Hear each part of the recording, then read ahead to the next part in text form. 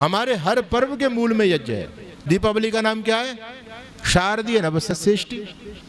वहां पर भी एक कहानी जोड़ दी है कि उस दिन भगवान राम अयोध्या से वापस लौटे और उनके आने की खुशी में घी के दिए लोगों ने जलाए। ऐसा है ना? झूठ है, बिल्कुल सफेद झूठ। कहीं पर भी आपको प्रमाण नहीं मिलेगा। ना तो दशहरा वाले दिन रावण मरा और ना दीपावली वाले दिन राम वापस आए। कहीं पर भी नहीं लिखा। गोस्वामी तुलसीदास ने भी नहीं लिखा है, ना आपको रामायण में मिलेगा। ये जो विजयदशमी है ना, ये रावण नहीं मरा उस दिन। क्षत्रिय लोग अपने अस्त्र शस्त्रों की पूजा करते हैं उस दिन। अच्छा, पूजा अपने हथियारों की देखभाल युद्ध से पहले की जाती है, युद्ध के बाद में की जाती है? बोलो।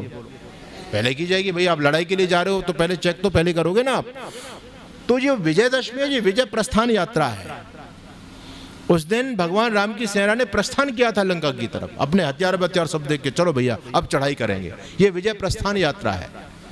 फिर युद्ध चला और रावण तो चैत्र में जाकर के मरा है और भगवान राम पे सीधा तत्काल भाई एयर आए हैं, है ना? हाँ, हंसने की बात नहीं है माता जी। ये भाई एयर आए नहीं आए?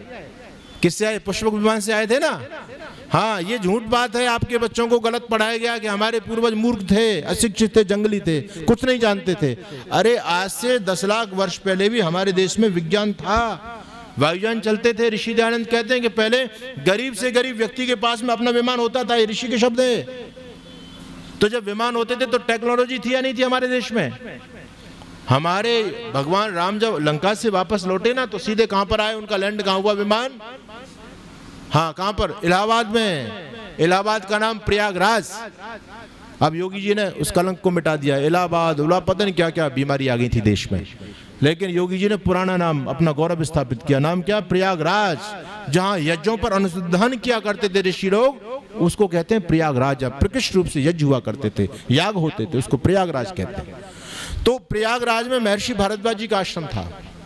महर्षि भारद्वाज विमान विद्या के सबसे बड़े आचार्य हुए देश के अंदर। विमान विद्या के सबसे बड़े आचार्य महर्षि भारद्वाज। उनका बृहद विमान शास्त्र लिखा हुआ ग्रंथ प्राप्त होता है। तो महर्षि भारद्वाज के आश्रम में ही भगवान श्री राम का पुष्पक विमान उतरा। ठीक है, तो वो कब? और फिर तत्काल वो अयोध्या चले गए और फिर राज्याभिषेक हो गया। तो जो ये जो है ना, चैत्र में रावण का वध हुआ है। ये गलत बातें चल रही आती हैं, पता नहीं कहाँ कहाँ से लोग चलते हैं, सोचते नहीं है। लेकिन मैं जो विशेष बात बता रहा था कि दीपावली का मतलब क्या है? दीपावली शारदीय नवसृष्टि। उस समय शरद ऋतु होती है। रबी की फसल और खरीफ की फसल आप सभी जानते हैं, 2 फसल होती है। तो पहला काम देवताओं को खिला करके खाने का है हमारा, अपने लिए नहीं। देवताओं को भोग दो, और देवताओं को भोग देने का माध्यम केवल यज्ञ, इसके अलावा दूसरा कोई माध्यम नहीं हो सकता। तो वो भी दीपावली भी यज्ञ है, होली भी यज्ञ है और रक्षाबंधन भी यज्ञ है। यज्ञोपवीत बदलते हो नहीं आप लोग? श्रावणी नाम है उसका। ये तो झूठी कहानी जोड़ दी। वो हुमायूं ने, कर्मावती ने राखी भेजी, ये उटपटांग बातें पता नहीं कहां से लोग जोड़ देते हैं। इतिहास में कोई साक्ष्य प्राप्त नहीं होता इन चीजों को। तो मेरा निवेदन, ये जो यज्ञ की पावन परंपरा ये हमसे नहीं छूट जाए, इसको आप अपने परिवारों में जरूर स्थापित करो।